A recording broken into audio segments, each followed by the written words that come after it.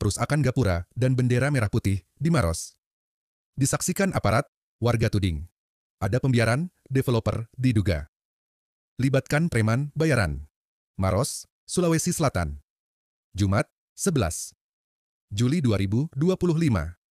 Warga dusun Tamu-Tamu, Desa Moncongloe Bulu, Kecamatan Moncongloe, Kabupaten Maros, digemparkan dengan aksi brutal sekelompok orang yang merobohkan sebuah gapura milik warga pada 11 Juli 2025. Ironisnya, tindakan itu dilakukan di depan aparat pemerintah dan kepolisian, namun tidak disertai penegakan hukum, meskipun gapura tersebut memuat bendera merah putih, simbol resmi Negara Kesatuan Republik Indonesia. Peristiwa yang dinilai sebagai penghinaan terhadap lambang negara tersebut hingga kini belum direspons secara tegas oleh aparat penegak hukum. Warga menyebut para pelaku perusakan bahkan dianggap layaknya PKI karena secara terbuka merobek dan merusak bendera negara. Kronologi kejadian. Peristiwa berawal saat sebuah mobil Avanza dengan plat nomor D279 DM yang tidak dikenal warga memasuki kawasan tanah kapling milik warga. Tak lama berselang, datang pula mobil patroli polisi berisi Kapolsek Moncongloe dan beberapa personel Polres Maros yang langsung menemui ketua RT setempat. Namun ketika diminta menunjukkan surat perintah atau dokumen pendukung atas kedatangan mereka, aparat tidak mampu menunjukkan bukti administratif apapun kepada RT maupun warga.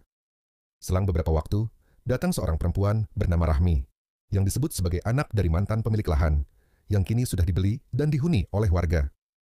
Rahmi, bersama sekelompok orang lainnya, langsung membongkar paksa palang dan gapura yang didirikan warga sebagai bentuk pemisah antara perkampungan dan kawasan proyek perumahan.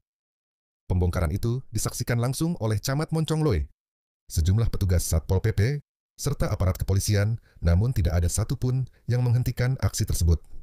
Padahal, tindakan merusak gapura yang memuat simbol negara merupakan pelanggaran berat sebagaimana tertuang dalam Pasal 66 Undang-Undang Nomor 24 Tahun 2009 tentang Bendera, Bahasa, dan Lambang Negara menyebutkan, setiap orang dilarang merusak, merobek, menginjak-injak, membakar, atau melakukan perbuatan lain dengan maksud menodai, menghina, atau merendahkan kehormatan bendera negara.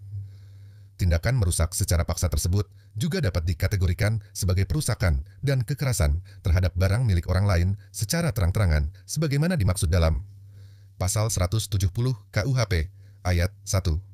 Barang siapa dengan terang-terangan dan dengan tenaga bersama menggunakan kekerasan terhadap orang atau barang diancam dengan pidana penjara, paling lama 5 tahun 6 bulan. Latar belakang konflik. Permasalahan antara warga Tanah Kapling dan pihak pengembang bukanlah hal baru.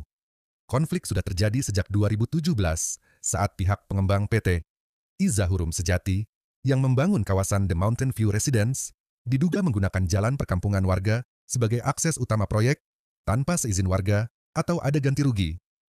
Pihak pengembang bahkan disebut telah merusak jalan kampung akibat lalu lintas alat berat selama proses pembangunan, yang berdampak langsung pada kenyamanan dan keselamatan warga.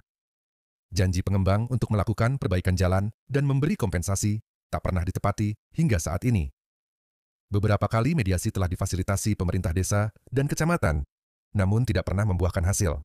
Sebaliknya, ketegangan terus memanas dan bahkan makin memuncak sejak insiden 1 November 2021, ketika warga kembali menemukan tanda-tanda penguasaan sepihak atas jalan kampung mereka.